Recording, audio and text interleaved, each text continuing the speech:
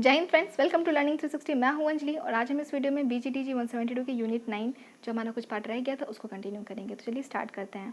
इससे पहले हम समझ चुके थे कि स्टेट को क्या क्या रिकमेंडेशन दिया गया है कि वो वुमेन के रिप्रोडक्टिव हेल्थ और राइट को कैसे इन्हेंस कर सकती है। यहाँ तक पढ़ लिए। तो अब हमारा आएगा प्रोग्राम ऑफ एक्शन। भारत में किस तरह का भारत में क्या क्या प्रोग्राम ऑफ एक्शन लिया गया है, क्या क्या इंश्योर कराया गया है, किस तरह से क्या क्या रिकमेंडेशन दिया गया है कि किस तरह से वुमेन के रिप्रोडक्टिव हेल्थ और रिप्रोडक्टिव राइट्स को इन्हेंस किया जा सके, इम्प्रूव किया जा सके, और बच्चे के हेल्थ पे भी कैसे इम्पैक्ट पड़ता है उसको कैसे बढ़ाया जा सके। POA जो प्रोग्राम ऑफ एक्शन है रिकमेंड करता है कुछ सेट ऑफ गोल्स जो हमारे समाज के लिए सस्टेनेबल भी हो, इक्विटेबल भी हो, और सस्टेनेबल का बोलने का मतलब है कि ऐसा मतलब लॉन्ग लास्टिंग हो, ऐसा ना हो कि डिसबैलेंस सा हो जा रहा है।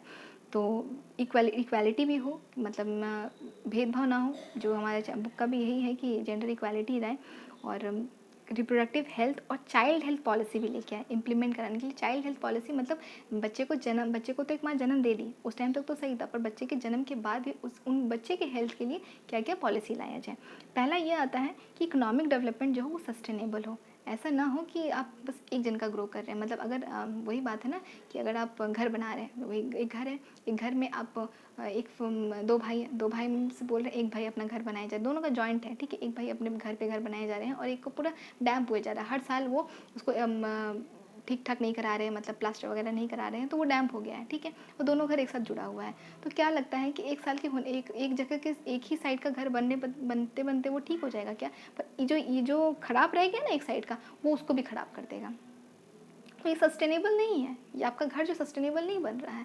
ठीक वैसे ही हमारा समाज में दो पार्ट है, मेल भी है, फीमेल भी है। अगर आप मेल को ही बढ़ा रहे हैं तो फीमेल क्या है, फीमेल को अगर आप नहीं बना रहे तो वो सस्टेनेबल सोसाइटी नहीं होगा, वो सस्टेनेबल आपका डेवलपमेंट नहीं हुआ, और कहीं ना कहीं आप पीछे ही रह जाएंगे। तो यही बात है कि डेवलपमेंट जो हो, इकोनॉमी का डेवलपमेंट जो हो वो सस्टेनेबल हो, ऐसा हो कि लॉन्ग लास्टिंग हो।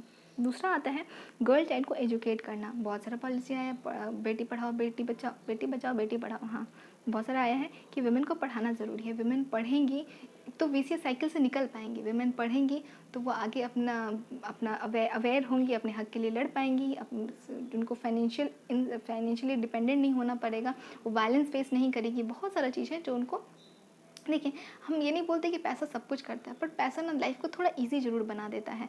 और अगर पॉवर्टी आ गया ना तो वो आपके दुख में ना, और जैसे जले पे नमक छिड़क देता है, ऐसा है।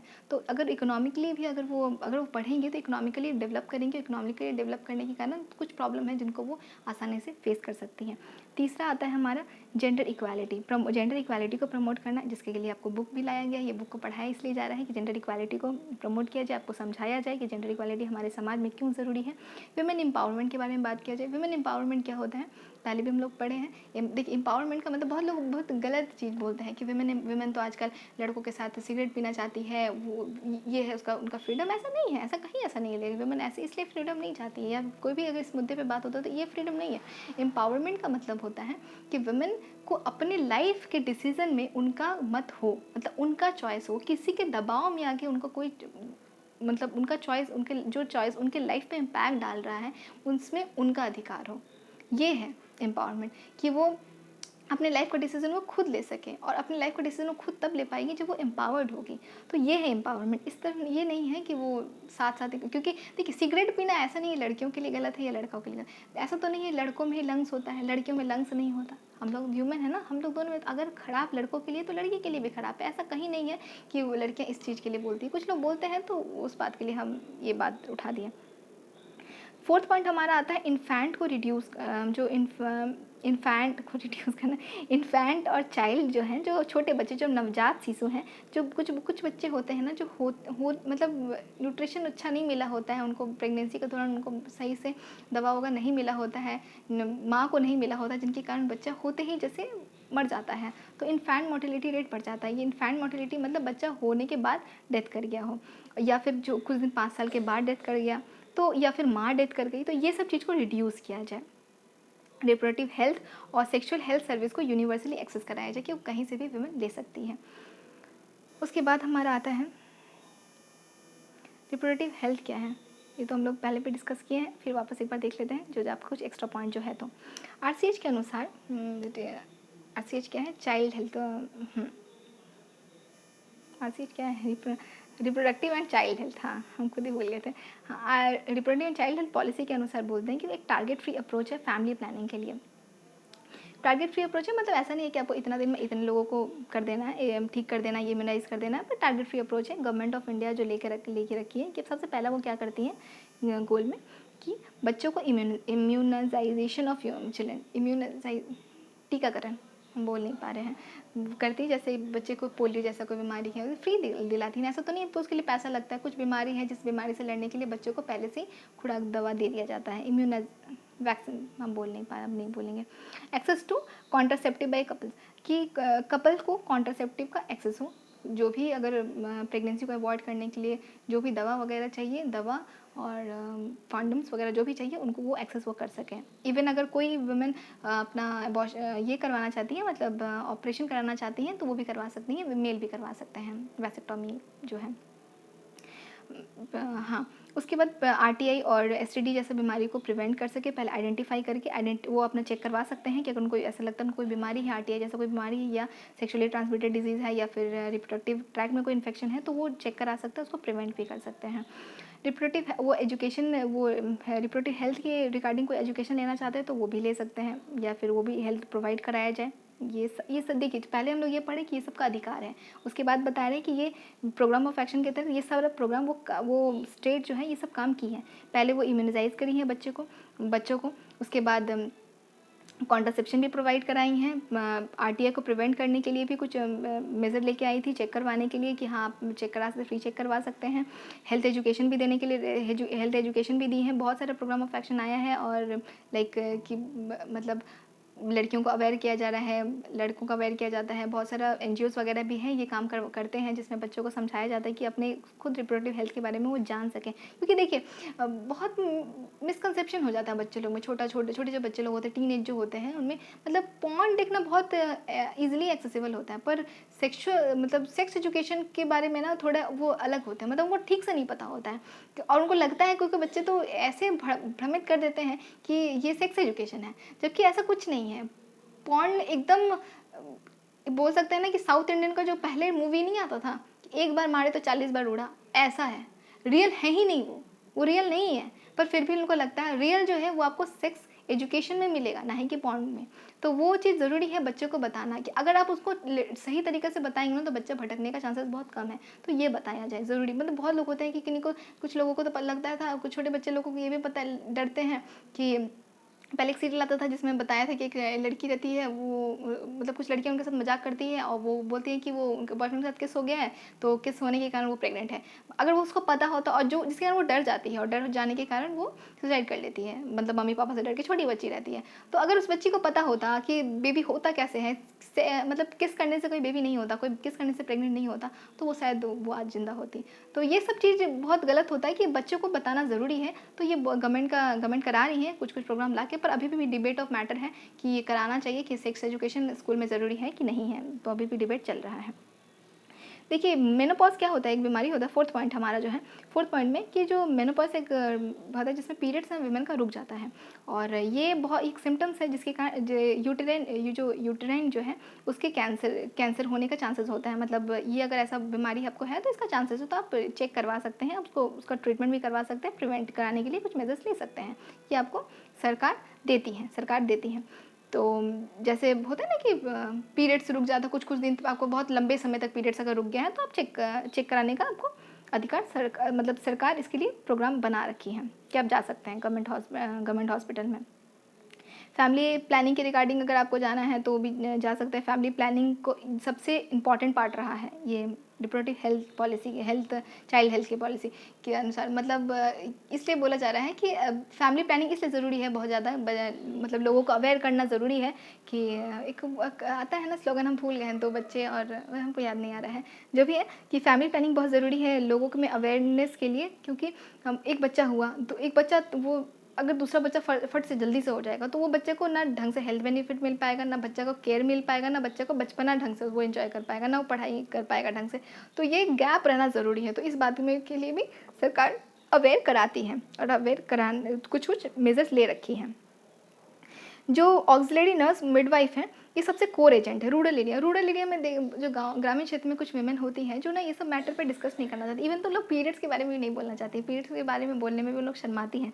तो उन लोग डायरेक्ट अपना प्रॉब्लम कुछ हुआ, मतलब कुछ ईचिंग हुआ या फिर बहुत कम है, नॉलेज बहुत कम है। इवन बहुत सारी जो 20 के ऊपर कुछ वीमेन हैं ना, लड़कियां हैं जिनको पता ही नहीं है ये बात, कि सच में नहीं पता है ये बात बहुत लोगों को, कि उनके जेनिटल पार्ट में ना 2 पार्ट, एक वेजाइना अलग है जहाँ से वो यूरिन पास करती है वो अलग जगह है, और जहाँ से वो उनका पीरियड्स होता है वो अलग जगह है। बहुत लोगों को नहीं पता है कि सच में दो मतलब 2 स्पेस है।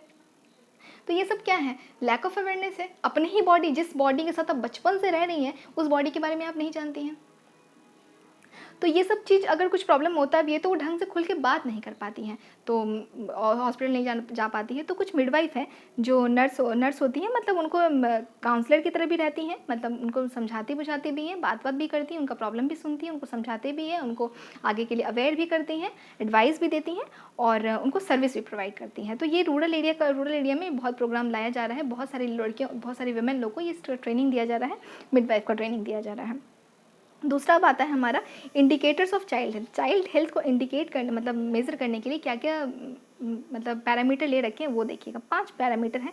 पहला है हमारा क्वालिटी ऑफ केयर, दूसरा है gender relation and women empowerment, तीसरा है कॉन्ट्रासेप्शन एंड एबॉर्शन, चौथा है मैटरनल हेल्थ, ये भगवान, और पांचवा है रिप्रोडक्टिव राइट्स एंड एडोलेसेंस। हाँ, तो ये लास्ट है, इसको देख लेते हैं।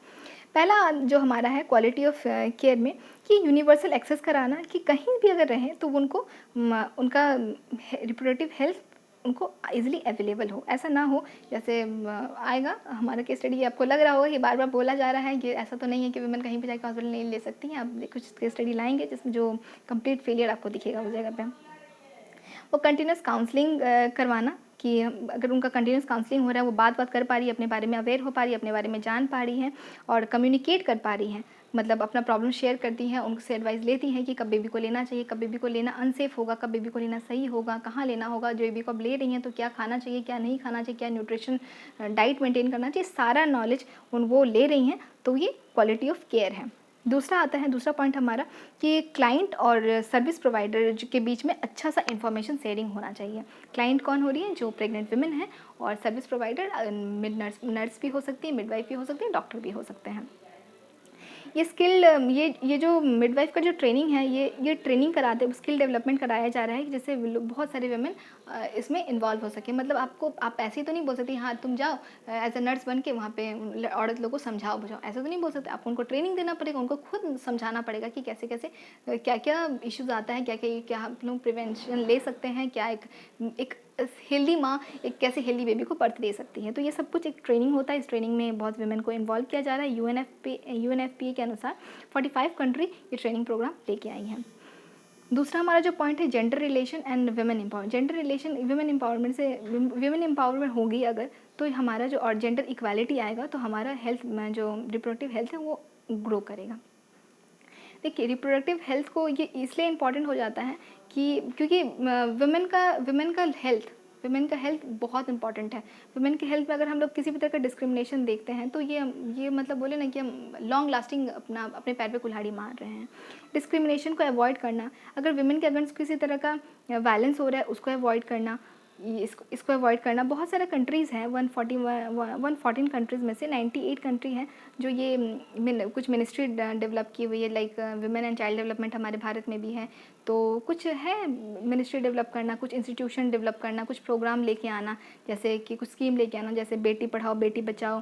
2005 सक्सेशन एक्ट आया था जिसमें जो मतलब जो पापा का जो प्रॉपर्टी है वो औरत को मतलब बेटी को भी लेने का अधिकार है। मतलब बहुत बार होता है ना कि बोलते हैं कि पापा बोलते हैं कि हम कैसे तुमको पैसा देंगे, मतलब हम कैसे तुम मतलब बोलते हैं कि एक तो तुमको हम दहेज दे के तुम्हारा शादी कर दिया और फिर तुम कुछ साल बाद अगर मेरे यहाँ पे पैसा मांगने आती तुम तो क्यों पैसा देंगे, किस हक से तुम पैसा मांगते, तुमको घर से ना निकाल दे हम।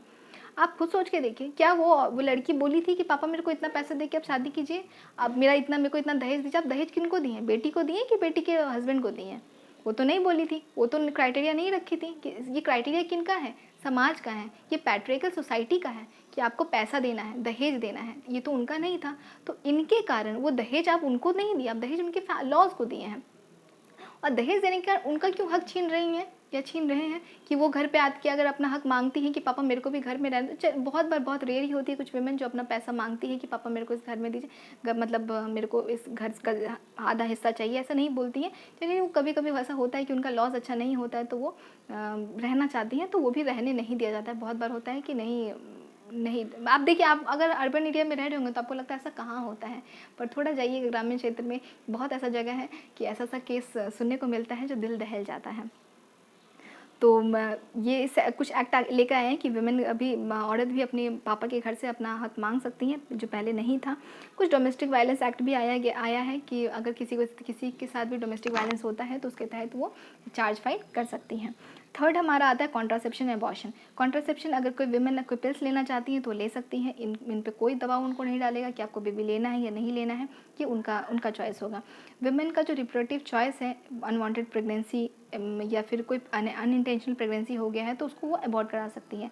ये हालांकि बहुत सारे देश में इलीगल है, पर और इलीगल होने के कारण ही बहुत बार विमेन लोग जो होती हैं अनसेफ एबॉर्शन कराती हैं, मतलब घर में ही कुछ ट्राई कर लेती हैं। एक बार तो एक ही सीरियल में दिखाया था, मतलब पता नहीं रियल था कि वो फेक था, बट हाँ देखे थे हम, जिसमें एक छोटी बच्ची होती है, मतलब टीन एज होती है, तो वो उसको पता नहीं था कि कैसे, मतलब प्रेग्नेंट हो जाती है वो स्कूल टाइम में ही, तो उसको पता नहीं था कि कैसे करते हैं। तो वो उसका एक फ्रेंड रहता है तो वही उसको एडवाइस करता है भाई, मतलब गूगल से देख देख के, और वो जैसे जैसे बोलता है वो करती हैं, और उसके बाद क्या होता है वो, मतलब वो मर जाती हैं। मतलब ये बहुत गलत होता है कि इलीगल होने के कारण, या फिर सोशल प्रैक्टिसेस ऐसा होता है कि एक्सेप्ट नहीं करते समाज। हालांकि थोड़ा रिस्की हो जाता है, पर फैमिली के लिए भी बहुत, इतने हम लोग डेवलप नहीं किए, इतना हमारा माइंड नहीं डेवलप किया है कि हाँ कोई लड़की आके बोलेगी स्कूल टाइम में कि मम्मी हम प्रेग्नेंट हो, बोलेगी हाँ कोई बात नहीं बाबू, कोई बात नहीं, रिलैक्स। इतना भी नहीं हुआ है, जूता तो पड़ना ही है, और बहुत बड़ा तूफान भूचाल आएगा, पर हाँ इतना भूचाल नहीं आना चाहिए कि उस लड़की को अपने जान से ही हाथ धोना पड़ जाए।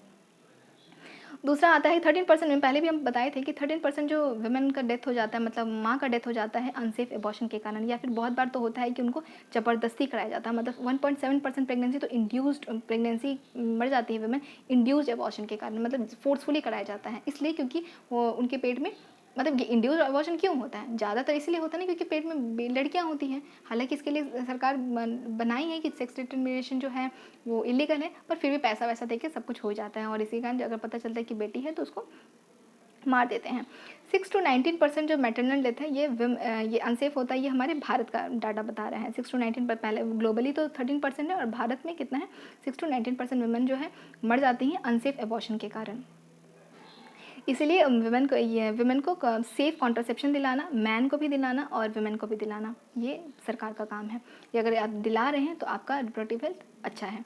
कॉन्डम्स प्रोवाइड करना। वैसेक्टोमी क्या होता है कि बताया ना पिछले, अभी तो डिस्कस किया ना कि हाँ, कि जो मैन का जो पीनस होता है, नहीं बताया है, हाँ जो मैन का जो पीनस होता है वो, उसमें से ना सीमेन भी आता है और स्पर्म भी आता है, दोनों मिल के आता है, ठीक है, वो इजैकुलेशन के समय। पर जो वैसेक्टोमी होता है ना, तो मैन का बस ना स्पर्म का जो ट्रैक होता है उसको ब्लॉक कर देते हैं, बस सीमेन आता है, मतलब इजैकुलेशन तो होता है पर उसमें ना स्पर्म नहीं होता, और जिसके कारण वो स्पर्म नहीं आता, तो स्पर्म नहीं होगा तो ओवम के साथ कैसे ही फर्टिलाइज होगा, तो बेबी को बर्थ नहीं दे पाते हैं। तो वैसेक्टोमी जैसा प्रोसेस वो जाके हॉस्पिटल में करवा सकते हैं, मतलब मैन भी अपने आप को स्टेरलाइज करा सकते हैं, और वुमेन का भी बहुत बार वुमेन भी ऑपरेशन करा लेती है, जिनको बेबी और नहीं चाहिए, 2 बेबी हो गया, 3 बेबी, जितना बेबी उनको चाहिए तो वो सेटिस्फाई होगी तो वो करवा लेती हैं ऑपरेशन, मतलब उनके फैलोपियन ट्यूब में ब्लॉकेज ला देते हैं, जिससे जो स्पर्म ओवम का जो फॉर्मेशन है, मतलब रिप्रोडक्शन, ये जायगोट वगैरह बनना नहीं होता है।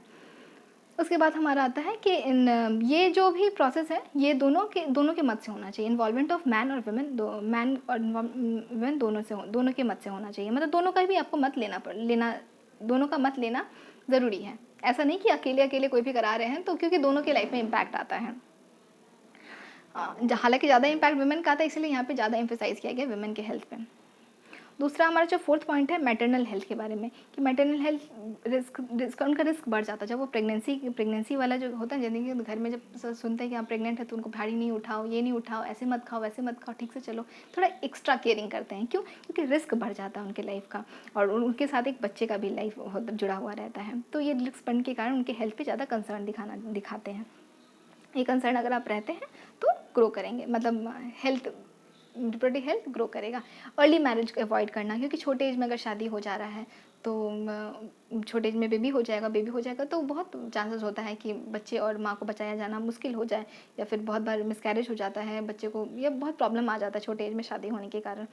और पोवर्टी तो बोलते हैं ना, जले पे नमक छिड़क ही देता है। पोवर्टी जैसा प्रॉब्लम अगर आया तब तो फिर और प्रॉब्लम आ जाता है, मतलब है जो उनको हेल्थ बेनिफिट मिलना चाहिए वो भी नहीं मिल पाता है, मतलब जो जिससे वो ठीक हो सकती हैं वो भी नहीं मिल पाता, मतलब जो दशा है दयनीय हो जाता है। और कुछ सोशल प्रैक्टिसेस हैं जिसके कारण जो हम लोग मतलब बोलते हैं ना कि वुमेन को, माँ को एकदम ऊपर उठा रखे हैं कि एक माँ कैसे कर सकती है, एक माँ कैसे अपने बच्चे को, एक डायलॉग है ना कि तुम पापा तब बनते हो जब बच्चे का जन्म होता है, माँ तो हम तब से बन जाते हैं जब हमारे पेट में बच्चा आता है। तो ये सब चीज़ रहता है तो कि हम नहीं मार सकते हैं। तो ये सब क्या है, कुछ सोशल प्रैक्टिसेस भी हैं जो वुमेन को अंदर से ही बना के रखी हुई हैं कि आप माँ हैं तो आप महान हैं, तो आपको ऐसा नहीं करना चाहिए, वैसा नहीं करना चाहिए। और कुछ कॉम्प्लिकेशन जैसा और भी बहुत सारा कॉम्प्लिकेशन है, जैसे कि हार्ट डिजीज़ वगैरह हो जाता है, डायबिटीज़ वगैरह, बहुत सारा प्रॉब्लम के साथ, मतलब कुछ लोग तो होती हैं वुमेन, इतना अच्छा हेयर होता है लंबा लंबा, पर बेबी होने के कारण उनका सारा हेयर फॉल हो जाता है, मतलब बहुत छोटा छोटा हेयर हो जाता है, मतलब या फिर एक्ने वगैरह होने का चांसेस आ जाता है। और ब्लड प्रेशर, थायराइड, बहुत सारा प्रॉब्लम होता है कि जो वो बेबी होने के बाद वो सफ़र करती हैं। तो ये सब चीज़ पे ध्यान देना, ये सब चीज़ पे आपको ध्यान देना है, ये सब चीज़ पे ध्यान देना है। ये भी एक पैरामीटर है जो, पर ये सबसे ज़्यादा तब हो जाएगा जब पोवर्टी आ जाता है। तो केस स्टडी है जिसमें हम लोग समझेंगे कि कितना हेल्थ फैसिलिटीज़ मिला हुआ है, मतलब ठीक है एक दो ही केस है इसमें डिस्कस किया जाए, पर ऐसा आपको मिलेगा अगर आप सर्च करते हैं, अवेयर होते हैं तो आपको पता चलेगा।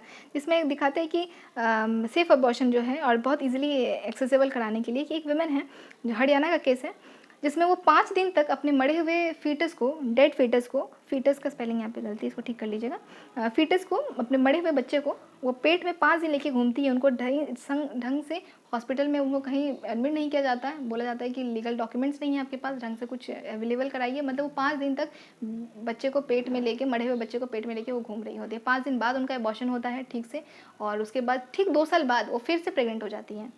सोच लीजिए, वापस प्रेग्नेंट होती है, वापस बेबी को भर देती है, पर वो बच नहीं पाती है, उनका डेथ हो जाता है। क्योंकि देखिए बच्चे को जब बच्चा का मिसकैरेज हो जाता है ना, तो संग संग उसको ना साफ़ करना होता है पेट से, वरना वो इन्फेक्शन लेके आ जाता है। या फिर बहुत बार होता है कि जब दूसरा बेबी होगा तो दूसरा बेबी किस बॉडी से कुछ चीज़, दूसरा बेबी भी अनसेफ हो सकता है, या फिर दूसरा बेबी के बॉडी में कुछ ऑर्गन रह जाता है क्योंकि ढंग से सफाई नहीं हुआ रहता है पेट का, मतलब क्लीन नहीं हुआ रहता है, मतलब जो पार्ट वगैरह जो, अब वो कोई भी चीज़ जब डेथ हो जाता है तो वो फिर उसमें जान नहीं है ना, वो जान जो नहीं होता तो वो तो पूरा फिर सड़ने लग जाता है, तो उसको बॉडी से रिमूव करना बहुत ज़रूरी होता है अच्छे से। तो वो नहीं होने के कारण वो 2 साल बाद मर जाती हैं। और यहाँ पे सुप्रीम कोर्ट हरियाणा को स्टेट से बोलती है कि उनके फैमिली को 2,40,000 का कंपनसेट करें। पर कितना भी आप कंपनसेट कर दीजिए, एक इंसान का जान किसी पैसे से नहीं तोला जा सकता।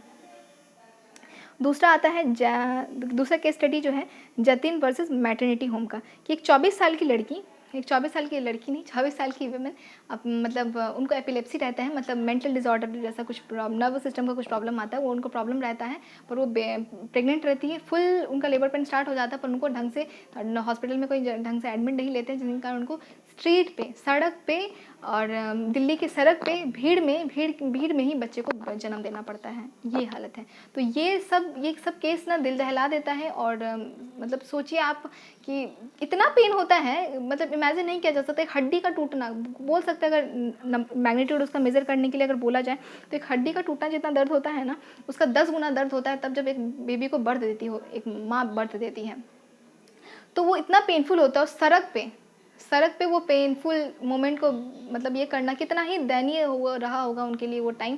तो ये एग्जाम्पल है कंप्लीट फेलियर का।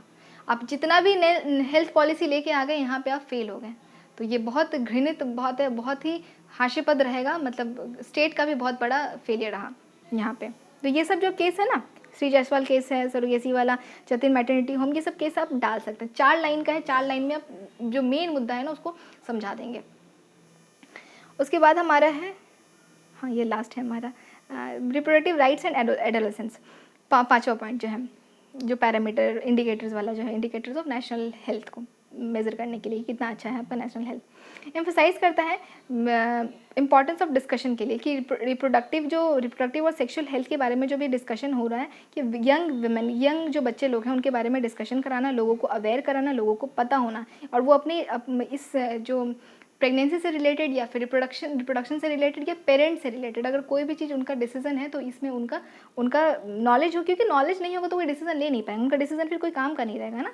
तो उनका डिसीजन सही हो, क्योंकि उनको सबसे पहले उनको पता हो, उनको अवेयर कराया जाए। इसीलिए क्लास 8 में आप देखिएगा, एनसीईआरटी में भी है, क्लास 8 से जब बच्चे टीन एज होते हैं तो उनको हार्मोन्स वगैरह हार्मोन्स जो बॉडी में चेंजेस आता है, क्यों चेंजेस आता है, सारा जो क्योंकि उनके बॉडी में भी चेंजेस आ रहा होता है उस टाइम पे, पीरियड्स होना, पीरियड्स का क्यों होना, प्यूबिक रीजन में हेयर आना, ब्रेस्ट का एनलार्जमेंट होना, दाढ़ी मुझाना, ये सब कुछ समझा रहे होते हैं, क्योंकि बच्चा वो बच्चे में चेंजेस आ रहा होता है कि मतलब हार्मोनल क्यों चेंजेस आता है, क्योंकि क्यों पहले बचपन में किसी का टच करना कुछ नहीं लगता, बाद में मतलब एक अलग फीलिंग रहता है, जो बोलते हैं ना कि प्यूबर्टी का टाइम बहुत ही अलग ही फील कराता है। तो उसको बच्चे को पता होना चाहिए कि क्यों हो रहा है, और मतलब ऐसा ना हो कि इस चीज़ से हम बच्चे को अपने दूर रखेंगे, हम बच्चे को बताएंगे ही नहीं कि कि अगर, क्योंकि जनरली होता है कि उस एज में बच्चे अट्रैक्शन फील करते हैं, मतलब कुछ अगर कोई आपको अच्छा लग रहा है, उसका टच आपको कोई फ्रेंड है आपका क्लोज फ्रेंड है, अगर आपको वो पसंद है, अट्रैक्शन फील कर रहे हैं, तो एक बटरफ्लाई पेट में आना, तो ये सब चीज़ अच्छा लगता है किसी का, या फिर किसी की तरफ आप आकर्षित हुए जा रहे हैं, तो ये सब चीज़ जो नॉर्मल आता है कि उसी एज में आता है। तो इस बच्चे को बोलते हैं ना कि जैसे जब बच्चा बड़ा हो रहा है तो आपको भी उसके साथ अपना स्वभाव को बदलना चाहिए। ये ऐसा नहीं कि बचपन में उसको मार पीट के एक बोलते हैं कि एक बार इधर आओ तो इधर आओ, चला आता था, और बड़े में नहीं आ रहा तो आप टेंशन लेते कि क्या मेरा बच्चा बदल गया। बच्चा अगर बदला है ना, बच्चे में बदलाव आया है, बायोलॉजिकली बदलाव आया है, तो आप भी अपने स्वभाव को बदलिए। बचपन में पेरेंट्स थे, अब फ्रेंड बन जाइए, नहीं तो बच्चा आपसे दूर चला जाएगा। तो ये बहुत ज़रूरी है। तो इसलिए बच्चों को सिखाया जाता है कि कोई भी रिप्रोडक्शन से रिलेटेड कुछ इशू है, हेल्थ से रिलेटेड, सेक्शुअल हेल्थ से रिलेटेड, तो बच्चों में जो एडोलेसेंट हैं, जो प्यूबर्टी के टाइम पे जो आ रहे हैं, उनको क्या बोलते हैं, हम नहीं ढंग से बोल पा रहे, हिंदी में एक वर्ड आता है, कुंवारी वाले जो फेज पे जाते हैं, तो उस टाइम पे उनको बच्चे को समझाना, जिससे वो डिसीजन ले सके, कि उनको पता हो रिप्रोडक्शन वाला प्रॉब्लम, कि कब बेबी लेना है, कब बेबी लेना हेल्दी होगा, कब बेबी लेना नहीं हेल्दी होगा, किस एज में सही होता है, मतलब उनको आप इतने अच्छे से गाइड कर सके कोई दूसरा उनको गुमराह ना कर पाए। लास्ट हमारा आता है reproductive and child health policy का क्रिटिसिज्म, कि कहाँ कहाँ पे ये फेल कर गई, कहाँ पे फेल करके ये जो भी पॉलिसीज़ लेके आई ना, ये प्लानिंग, ये धारणा मतलब अज्यूम करके रखी कि एक कन्वेंशनल जो फैमिली प्लानिंग होता है ना, उसके बारे में कि 4 जन होगा, मतलब सिंगल वुमेन भी है के बारे में नहीं ध्यान दी, कि कुछ वुमेन है जो सिंगल वुमेन रही, उसके बारे में फोकस नहीं की है। मतलब जैसे आप बोल रहे थे कि आप घर का सफाई आपको करने बोला गया, आप एक रूम में घुसे और उसी को बहुत अच्छे सफाई कर दिया, पूरा घूमे ही नहीं कि कहाँ कहाँ पे गंदगी है, तो ये बात रह गया। तो यहाँ पे लैग कर गई हैं। हेल्थ प्रोग्राम बहुत सारा फेल हो गया है क्योंकि इम्प्लीमेंटेशन ढंग से नहीं हुआ। वही बात आता है कि आप कितना भी बड़ा अच्छा स्कीम लेके आइए, स्कीम ग्राउंड लेवल पे अगर वो इम्प्लीमेंट नहीं हो पाया तो आपकी स्कीम का कोई मतलब नहीं रह जाता है। दूसरा 4th पॉइंट जो है कि जो रिप्रोडक्टिव है चाइल्ड हेल्थ पॉलिसी है, अभी भी बहुत सारा प्रॉब्लम फेस कर रहे हैं, बहुत सारा चैलेंजेस अभी भी हैं, अभी भी पूरी तरह से कंप्लीट ठीक नहीं हुआ है।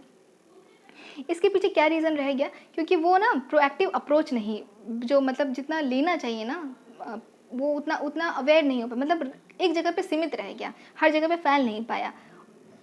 दूसरा पॉइंट क्या है कि ये बहुत सारे लोग ना मतलब लेजिस्लेशन में या फिर मतलब इश्यूज आपस में बात करने में, जो पॉलिसी मेकर होते हैं, कुछ लोग डिबेट करना चाहते हैं, इस मुद्दे पर डिबेट नहीं करना चाहते, हेजिटेट होते हैं, शर्माते हैं, या फिर कुछ पॉलिसी मेकर भी अगर इस मुद्दा पे आना है तो ग्राउंड लेवल पे रूट कॉज को नहीं समझना चाहते हैं, क्योंकि उनका हेजिटेशन लगता है, जो कि नहीं होना चाहिए।